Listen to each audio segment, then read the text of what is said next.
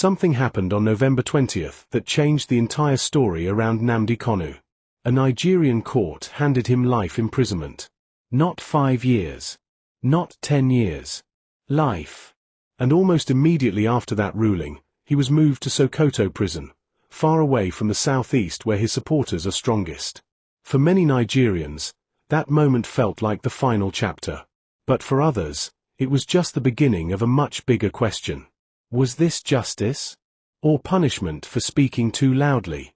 The debate exploded again after comments from Mike Arnold, a mayor in the United States who openly criticized the situation. According to Arnold, what happened to Kanu was not just a legal case. He described it as something darker. In his words, Kanu was thrown into a dungeon for telling the truth to power. That statement quickly spread across political discussions and social media conversations. It pulled the case back into the spotlight and forced many people to look again at the events that led to the sentence. Because the life sentence handed to Kanu was not just another courtroom decision. It was a moment that instantly divided opinion across the country. Some people saw it as a clear message from the state that certain political actions have serious consequences. Others believed it raised troubling questions about the line between national security and political speech. The case itself has been surrounded by intense debate for years. But the ruling on November 20th created a new phase entirely. A life sentence carries a weight that changes everything. It means the legal battle is no longer just about charges or accusations. It becomes about the future of a man whose voice has shaped political discussions across Nigeria for more than a decade. And when news broke that he had been transferred to Sokoto prison, thousands of kilometers away from the southeast, that decision immediately drew attention as well. Sokoto sits in the far north of Nigeria, a location that places a significant physical and emotional distance between Kanu and the region where his movement gained the most support. For critics of the government, the transfer added another layer of concern.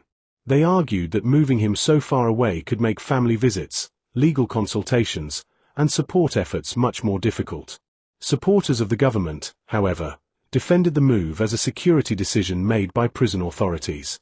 Still, the conversation refused to slow down. Then the comments from Mike Arnold added an international voice to the debate. When Arnold described the situation as a case of someone being punished for telling the truth to powerful leaders, it immediately pulled global attention toward the issue. And when people heard that statement, two names quickly came into the conversation: Muhammadu Buhari and Bola Ahmed Tinubu. Both men have led Nigeria during different phases of the long and controversial conflict between the government and Kanu's movement. Over the years, Kanu openly criticized the leadership of Nigeria under these administrations. His speeches and broadcasts often challenged the political structure of the country and questioned decisions made by those in power. Supporters believed he was raising issues many people were afraid to discuss. Critics believed he pushed rhetoric that threatened national stability. Those arguments have never truly settled.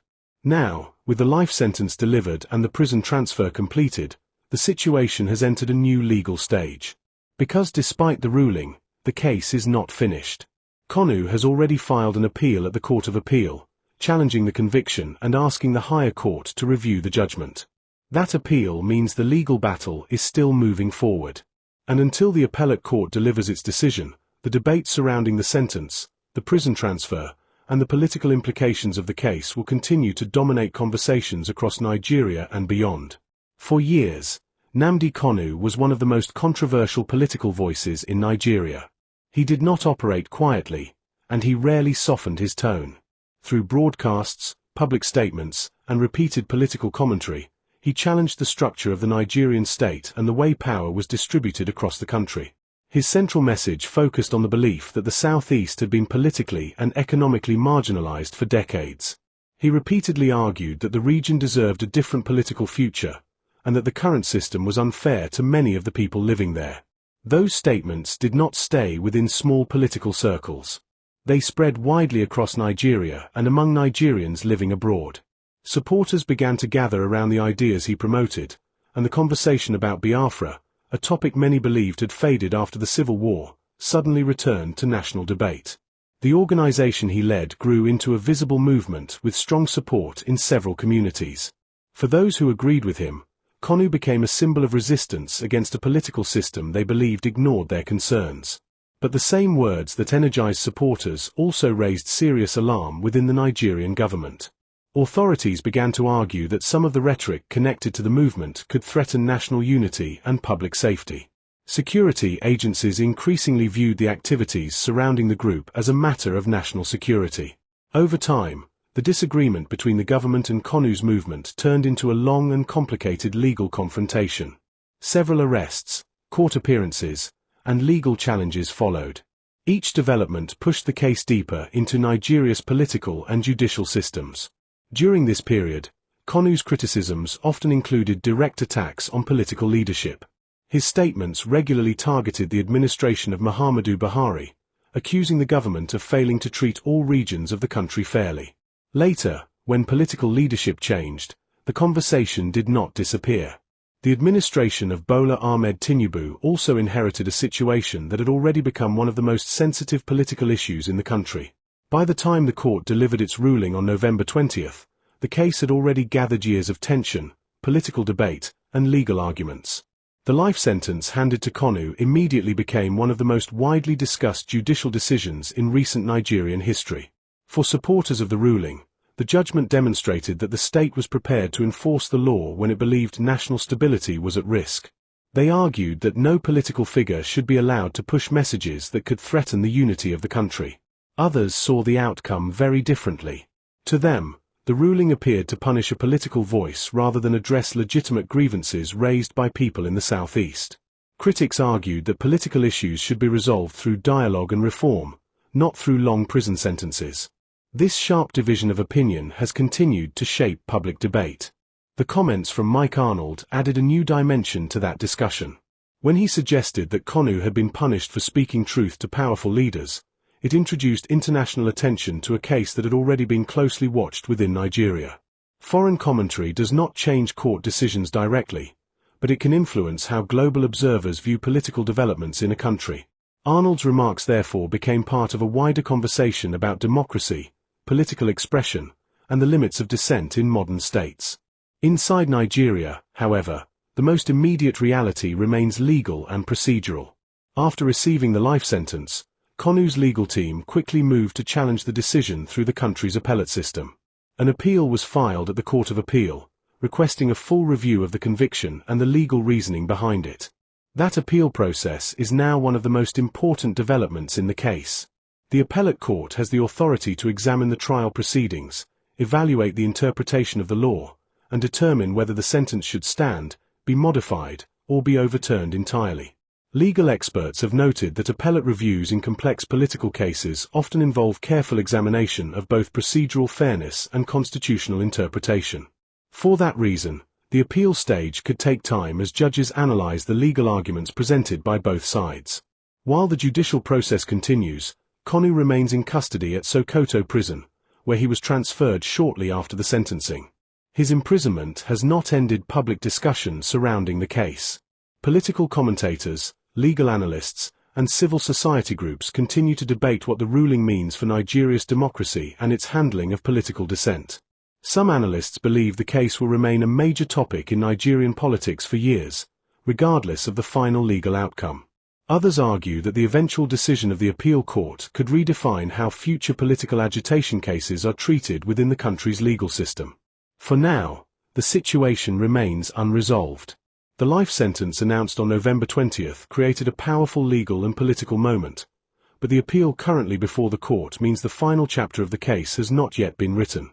Until the appellate judges deliver their ruling, the questions surrounding the conviction, the political tensions that shaped it, and the broader implications for Nigeria's political landscape will continue to dominate national conversation. Right now, the most important developments in the case of Nnamdi Kanu are no longer taking place in public rallies or heated political debates. The focus has shifted almost entirely to the legal system. At the center of that legal process is the appeal filed by Konu's legal team at the Court of Appeal. After the life sentence delivered on November 20th, his lawyers quickly moved to challenge the ruling. The appeal asks the higher court to review both the conviction and the sentence, arguing that the decision deserves deeper legal examination. Appeals are a standard part of the judicial process in complex cases. They allow a higher court to review how the law was interpreted, how the trial was conducted, and whether the final judgment followed proper legal standards. In cases that carry major political attention, appellate courts often take extra care when reviewing arguments from both sides. For that reason, the outcome of the appeal could take several different directions. The Court of Appeal has the authority to uphold the life sentence exactly as it was delivered. If that happens, the judgment from the lower court would remain fully in place, confirming the legal decision already announced. But the court also has the power to adjust the ruling. Judges could determine that while certain legal findings were valid, the punishment itself requires reconsideration. In such a scenario, the sentence could be reduced or modified based on the court's interpretation of the law. There is also a third possibility. If the appellate court concludes that serious legal or procedural issues affected the original trial, it could overturn the conviction entirely. That kind of decision would dramatically change the direction of the case and trigger a new phase of legal and political reactions. Because of these possibilities, the appeal has become one of the most closely watched legal proceedings in Nigeria. Legal analysts across the country have been examining the case carefully. Many believe the court's decision will not only affect one individual but could also influence how future political agitation cases are handled within Nigeria's judicial system. Cases that involve national security claims, political speech, and public mobilization often create difficult legal questions. Courts must balance the authority of the state with the constitutional rights of individuals. In this situation, those questions are especially sensitive because the case has already attracted both national and international attention. The remarks made earlier by Mike Arnold added an international voice to the conversation. When he described Kanu as someone punished for speaking against powerful leaders, his comments circulated widely and sparked debate far beyond Nigeria's borders. International political figures do not directly influence court decisions in Nigeria. However, their comments can draw attention from global observers, human rights groups, and political analysts who follow democratic developments across different countries. That wider attention has kept the case in global discussion, even as the legal process continues inside Nigeria's court system. Meanwhile, the Nigerian government has maintained that the legal proceedings followed the framework of the country's laws. Officials who support the ruling argue that the state has a responsibility to protect national stability and respond firmly when it believes that unity is being threatened. Those who disagree with the judgment continue to argue that political grievances should be addressed through dialogue and constitutional reform rather than severe prison sentences. The difference between those two positions reflects a larger national debate that has existed for many years. Nigeria is a diverse country with multiple ethnic groups, languages, and regional interests. Managing those differences within a single political system has always required careful balance. When disagreements grow into strong political movements, the response of the state often becomes a subject of intense public discussion. That is exactly what has happened in this case. Even with Kanu currently held in Sokoto prison, his situation continues to generate attention across political, legal, and civil society circles.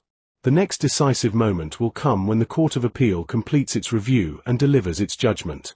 That ruling will determine whether the life sentence announced on November 20th remains in place or whether the legal direction of the case changes. Until that decision is announced, the matter remains open within Nigeria's judicial system. For now, the legal process continues quietly inside courtrooms, where judges are expected to examine the appeal, review the arguments presented by both the prosecution and the defense, and deliver a ruling based on their interpretation of the law. Whatever the final decision may be, the outcome will carry significant consequences not only for Nnamdi Kanu but also for the broader conversation about political expression, national unity, and the rule of law in Nigeria. Observers across Nigeria and beyond are watching closely. The ruling from the Court of Appeal could shape political discussions for years. Until that moment arrives, the case remains one of the most sensitive legal and political issues in the country, drawing constant attention from analysts, activists, and government officials.